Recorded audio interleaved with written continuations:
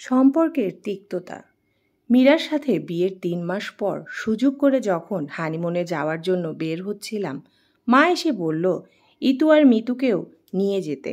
ওরা যেতে চাইছে, না নিলে মন খারাপ করবে। আমি বেল্টের হুক লাগাচ্ছিলাম একপাশ হয়ে। কিছুক্ষণ তাকিয়েছিলাম মায়ের দিকে, তারপর চোখ নামিয়ে বললাম, ওদের তো যাওয়ার কথাই ছিল না, তো মন খারাপের কথা আসছে কোথা থেকে? মা আমার উত্তরে খুশি হয়নি। পর্দা নেড়ে বের হয়ে যেতে যেতে বলল, বাচ্চা মানুষ, কখন কি হয় ইচ্ছে হয়। মীরা আমার দিকে তাকিয়ে রইল। ওকে বললাম, তুমি তাকিয়ে আছো কেন? তাড়াতাড়ি রেডি হও। আমিও বের হলাম মায়ের পিছু পিছু। ইতু আর মিতু আমার বোনের মেয়ে। আপা আর দুলাভাই দুজনেই চাকরি করে, তাই ওদের সকালে এখানে নামিয়ে দিয়ে যায়। নতুন মামি পেয়ে ওরা বেশ খুশি, তাই তাদেরও ইচ্ছে হচ্ছে হয়তো আমাদের সাথে যাওয়ার। এজন্য চোখ মুখ কালো করে রেখেছে সারাদিন। মা ছাড়া ওরা বায়না করেছে, তাই হয়তো মা বলতে বাধ্য হয়েছে। আমি ইতুমিতুর কাছে গিয়ে বললাম, তোমাদের যেতে ইচ্ছে হচ্ছে? একজন আরেকজনের দিকে তাকিয়ে মাথা নাড়ল। আমি মিতুকে কোলে নিয়ে বললাম, এখন তো আমরা যাচ্ছি ছোট জায়গায়, বাসে করে। তোমাদের ঘুম এলে ঘুমাবে কোথায়? এতে ইতু বলে, আমরা ঘুমাবো না। আমি হেসে ওর গাল টেপে বললাম, আগামী মাসে মামার আরেকটা লম্বা ছুটি আছে।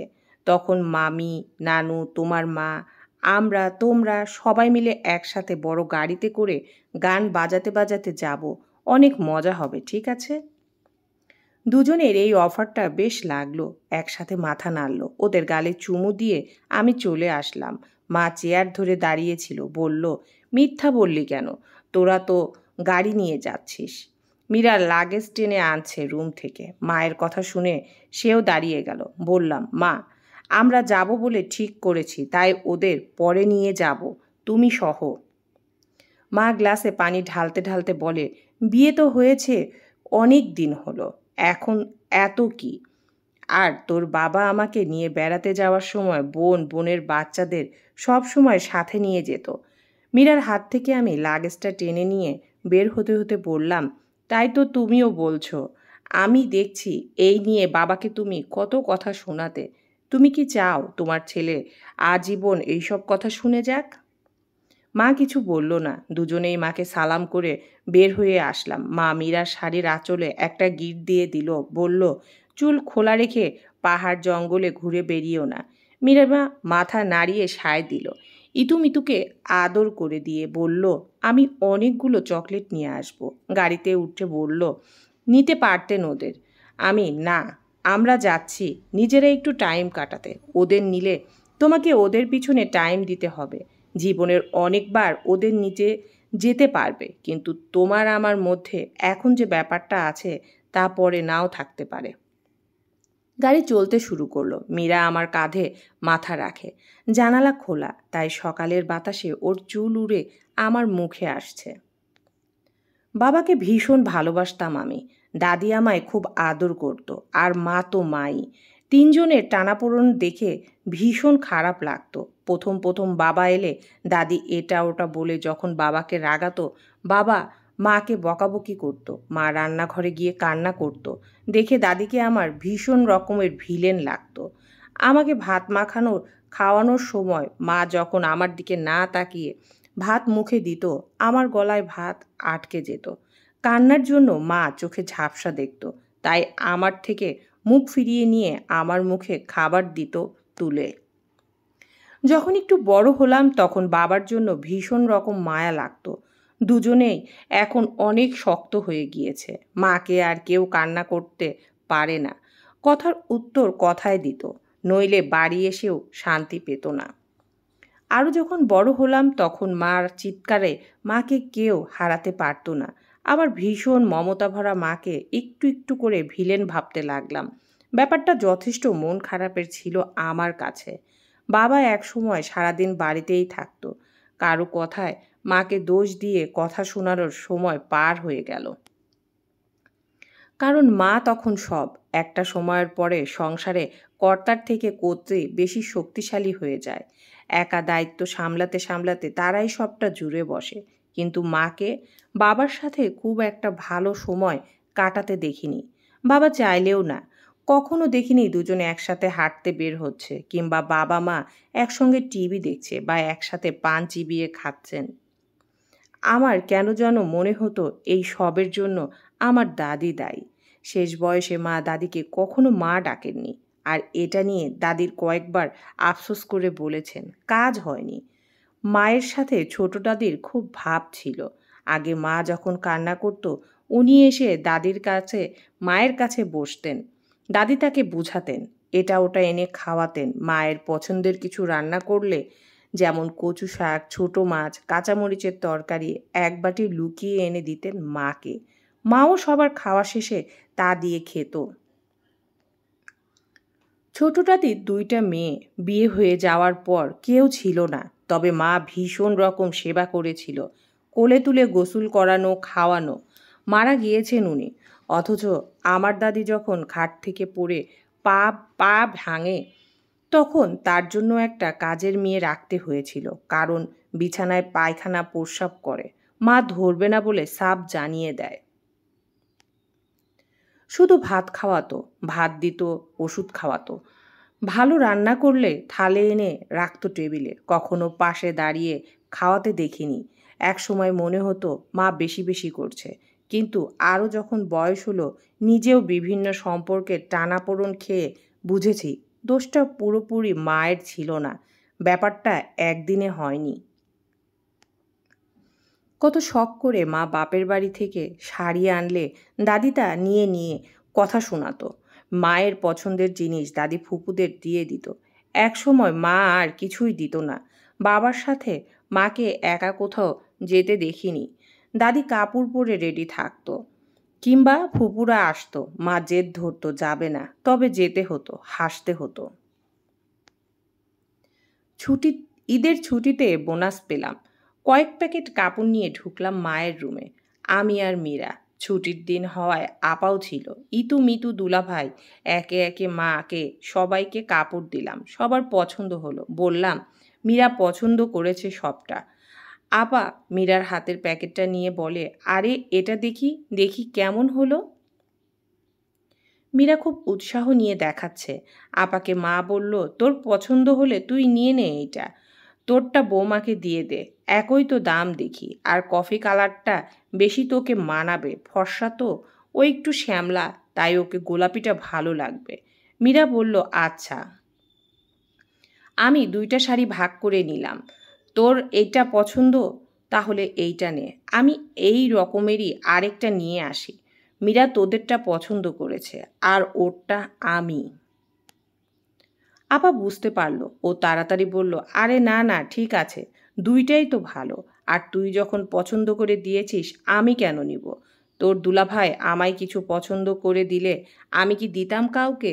মা চুপ করে রইল। কিছুক্ষণ পর দীর্ঘশ্বাস ছাড়ল, কারণ মায়ের পছন্দের শাড়িটা সবসময় বাবা ফুপুদের হাতে তুলে দিয়েছিলেন। শেষের দিকে মা আর কোনো অনুষ্ঠানে শাড়িই পরতো না। এইভাবে আমি মীরার পাশে থাকাটা হয়তো মা হিসেবে মায়ের ভালো লাগার কথা ছিল না। মানুষ যখন একটা পুরো জীবন অপ্রাপ্তির রাগে জ্বলতে থাকে, তখন অন্য কেউ সবটা পেতে থাকে, আমরা মানতে পারি না। জানি ব্যাপারটা, বুঝি, তাও মানতে পারি না। স্বাভাবিক মানুষের নিয়ম বোধহয় এটাই। আমি শুধু চাই মীরা আর মায়ের মধ্যে মিল হোক, না হোক তিক্ততায় যেন ভরে না যায়।